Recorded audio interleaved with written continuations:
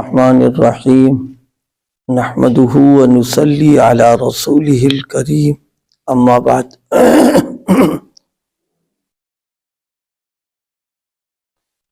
سچ بولنا یہ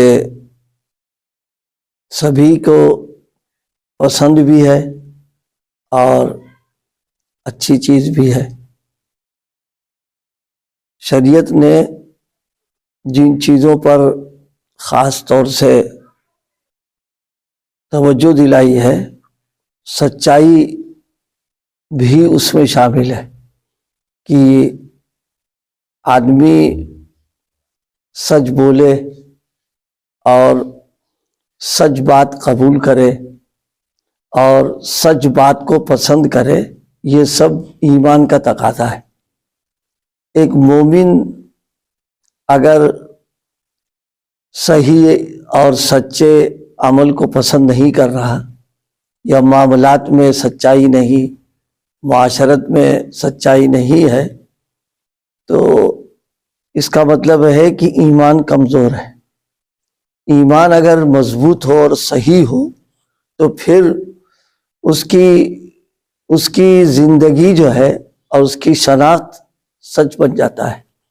یہ گویا ایک کسی بھی مومن کو اگر پرکھنا ہے، دیکھنا ہے، تو اس میں یہ دیکھنا کہ سچائی کتنی اس کے اندر ہے، زبان سے بھی، عمل سے بھی، معاملات میں بھی، اور سچ ہی کو پسند کرتا ہو دوسروں کے لیے بھی وہ، یعنی دوسرے اگر جھوٹ، غلط، فریب کے معاملات کر رہے ہیں تو اس کو اس سے نفرت ہو۔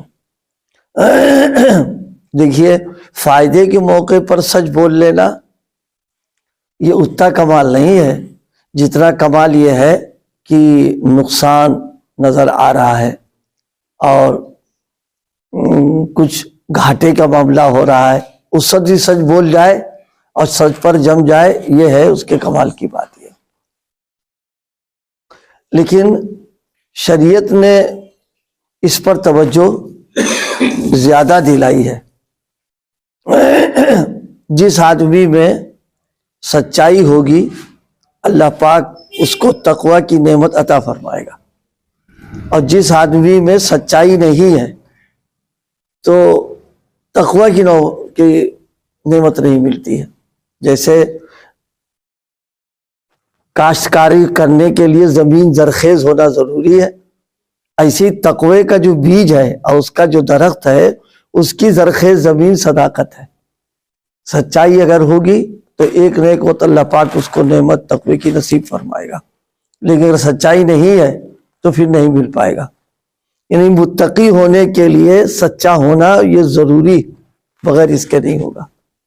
اور سچائی کا امتحان اس وقت ہوتا ہے جب نقصان اور کیا کہتے ہیں خسارہ اور کچھ جا رہا ہو، آدمی اس وقت جمے تو پھر معلوم ہوتا ہے کہ آدمی سچا ہے۔ فائدے میں تو سب آدمی سچ بول لیتے ہیں کہ فائدہ ہو رہا، اس وقت میں نقصان کے وہ سچائی پر جمے رہنا۔ ایک واقعہ حضرت حکیم الامت نور اللہ مرقدہ نے لکھا ہے۔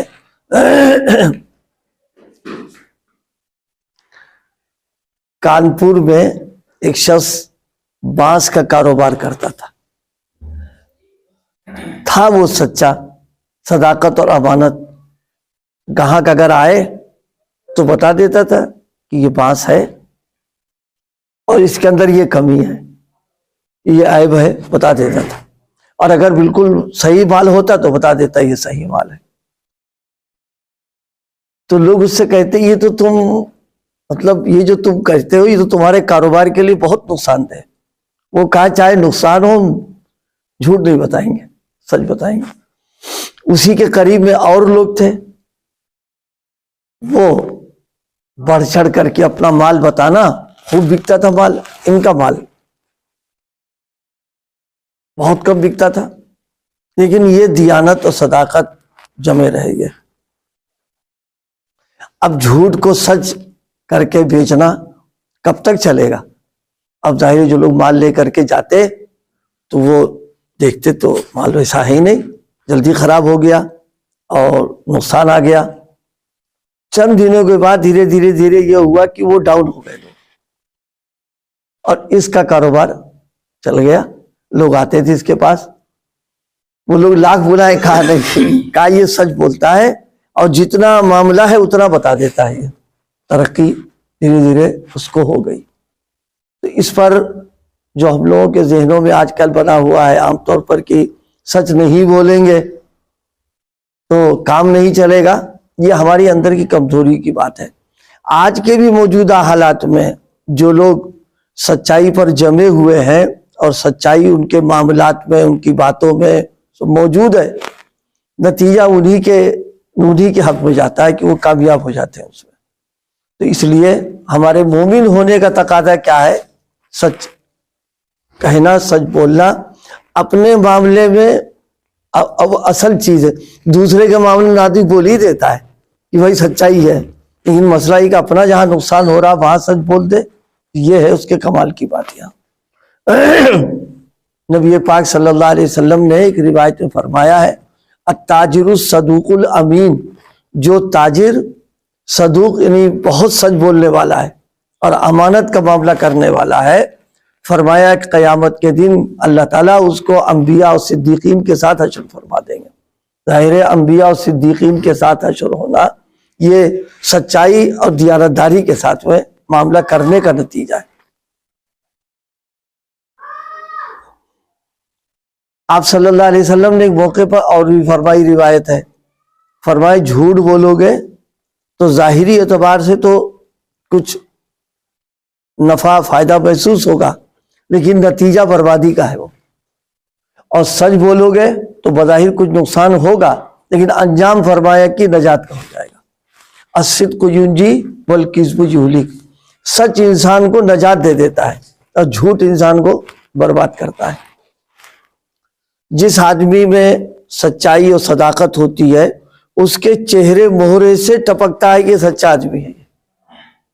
اور جو آدمی فریب دھوکہ دہی جس کا معاملہ ہو, وہ چاہے کتنا بناوٹی سچا بنے, اس کی نقل و حرکت سے پتہ چل جائے گا کہ یہ فراڈ کر رہا ہے. یہ اللہ تعالیٰ نے گویا سچ میں یہ تاثیر رکھی ہے کہ اس کے بولنے والے کی نقل و حرکت سے آدمی مطمئن نہیں ہوتا کہ سچ بول رہا. ایک واقعہ میں نے سنایا ہوگا, اپنے بزرگوں میں حضرت شیخ نور اللہ مرقدہ ایک اہم ضرورت سے اسٹیشن گئے, پلیٹ فارم پہ جانا تھا, ٹکٹ کا مسئلہ, جیب میں پیسے ہی نہیں, اتفاق کی بات, اور کوئی ساتھی بھی نہیں کہ جس سے مانگ لیں. یہ گئے اور اس سے کہا, اسٹیشن ماسٹر سے, وہی ٹکٹ والے سے, وہی ٹکٹ دے دو, ابھی ہم اس کے تم کو پیسے دے دیں گے. اس نے نکالا, دے دیا. یہ اندر گئے, ساتھی مل گئے تو پوچھا پیسے ہیں؟ کہا کہ ہاں. کیا کام ہے؟ کہا جاؤ اس کو دے آؤ. اس کو ٹکٹ والے کو دے دو. کیوں مذاق کر رہے ہو, ٹکٹ بھی کہیں ادھار ملتا ہے. اب ان کو یقین نہیں آ رہا, تو اب وہ مطلب حقیقت معلوم کرنے کے لیے آئے وہاں. کیا ٹکٹ بھی ادھار ملتا ہے؟ نہیں. کہا ادھار تو نہیں ملتا ہے. تو کہا تم نے ان کو دیا؟ کہا ہاں. کہا ان کو کیوں دے دیا؟ کہا وہ اس کا چہرہ بتا رہا کہ جھوٹ نہیں بولیں گے وہ, اس لیے ہم نے ان کو دے دیا آپ کو. تو یہ اصل بات یہ تھی, سچائی جو ہے وہ راستہ کھول دیتی, اور جہاں الٹا پلٹا کیا اس نے کہیں. ہم لوگوں نے بہت تجربہ کیا حضرت والا رحمۃ اللہ علیہ کے یہاں. معاملات پیش آتے تھے تو بعض اوقات آدمی یہ سوچتا تھا کہ چلو یہ کیا جانے دنیا, اس نے الٹ پلٹ کیا ادھر ادھر. بابا اس کو اگلوا لیتے تھے, غلط بیانی کی اس نے, اور غلط بیانی کے ساتھ تو بزرگوں کے یہاں گاڑی چلتی ہی نہیں ہے, ان کا اندر کا میٹر بولنے لگتا ہے کہ غلط بول رہا ہے یہ. تو اس لیے اللہ پاک ہم سب کو بھی یہ نعمت نصیب فرما دے سچائی کی, سچ بولنا, سچ کہنا, سچ پر عمل کرنا, صداقت پر جمنا, سچائی کو پسند کرنا, یہ ایمانی تقاضے ہیں. اور کسی وقت ہماری پہچان ہی یہی تھی کہ اگر سچا ہے تو کہتے ہیں مسلمان ہو گئی ہے. اس لیے اس کی اللہ پاک ہم سب کو اس کی فکر نصیب فرما دے. اور خاص طور پر جب نقصان کی بات آ جائے یا اپنا کوئی معاملہ ہو تب پھر جو بات سچ صحیح وہی کرے آدمی اس پر. دوسروں کے لیے تو آدمی کہی دیتا ہے کہ یہ سچ بات ہو رہی ہے. سچائی پر عمل کرنا اکیلے بھی ہو تب ہے کمال کی بات.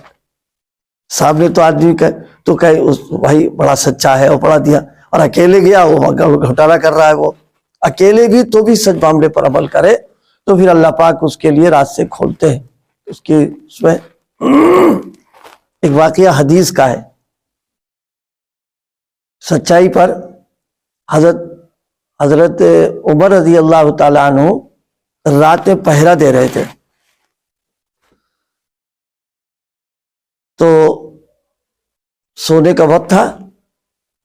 ایک گھر سے آواز محسوس ہوئی, کچھ رک گئے وہاں, غور سے سننے لگے کیا معاملہ.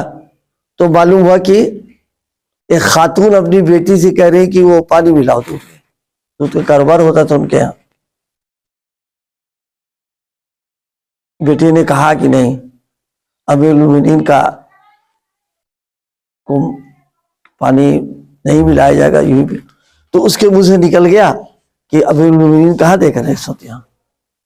تو فوراً اس نے کہا کہ وہ دیکھ رہا ہے, امیر المومنین کا جو اللہ ہے وہ دیکھ رہا ہے. حضرت عمر رضی اللہ عنہ کو یہ بات جسے کہتے ہیں کہ بالکل ان کو لگ گئی, اور بہت حضرت عمر خوش اتنا زیادہ ہو گئے کہ انہوں نے ایک فیصلہ لے لیا. فوراً